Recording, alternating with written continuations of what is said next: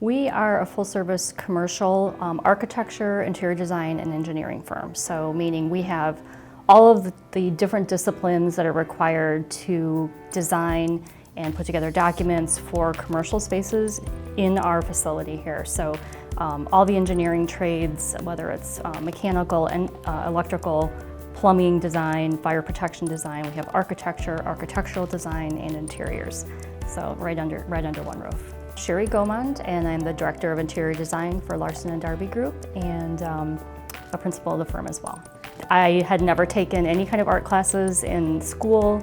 I guess because I never thought of myself as a traditional creative person. I don't paint, I don't draw or sculpt, I didn't do those types of things. So I always knew I was going to go to college. I always knew that I needed to take those types of preparatory classes in high school, but I was focused on a business career and specifically marketing. So I went to Rock Valley for a little while, then I transferred to NIU, and I was actually very close to graduating from the business school with a marketing degree and kind of had an epiphany moment that I don't think this is where I should be going. So I took one semester off and I took all design classes and art history and things related to the fine arts, and I thought, yep, this is where I need to be. And basically kind of refreshed my major and started over with a path for interior design. You know, it's a mixed bag really, and it's really from moment to moment you're doing different things. We spend a fair amount of our time on our computers. We do our own drawings. We participate in writing our own specifications. For drawings, we're doing drawings in AutoCAD, we're doing drawings in Revit, which is a 3D technology.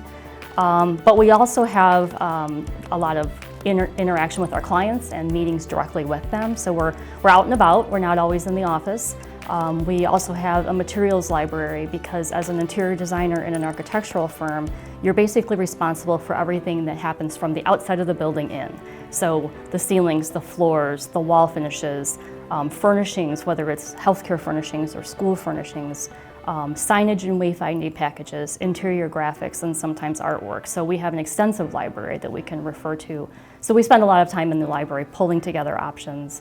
And then we spend a fair amount of time collaborating with our coworkers as well, because design is not something that you do in a vacuum alone. You're constantly collaborating with people, and every decision you make may impact something that they're doing.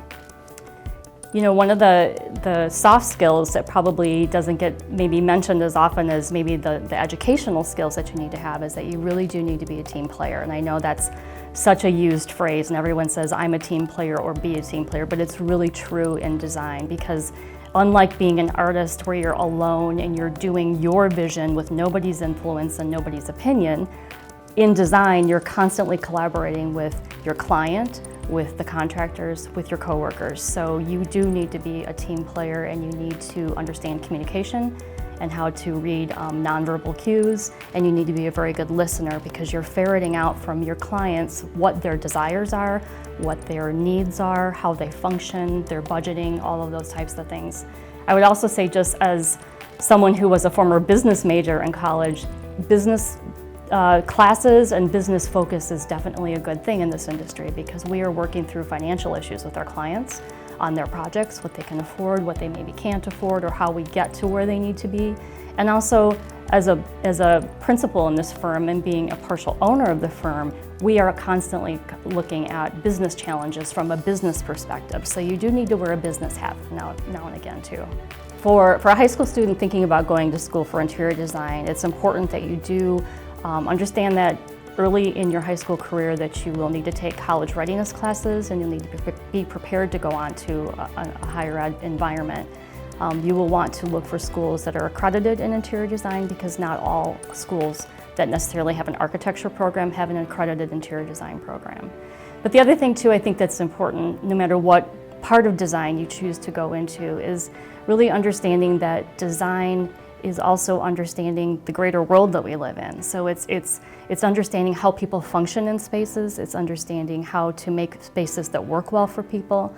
It's important to just be an observant person. Any design or creative field that you go into, you do need to be aware of the greater world around you and kind of understand and really start to cultivate an eye for what works, what doesn't, what's proportionate, what looks good together, what makes a complete project or a complete presentation, because you pull all that into what you do every single day.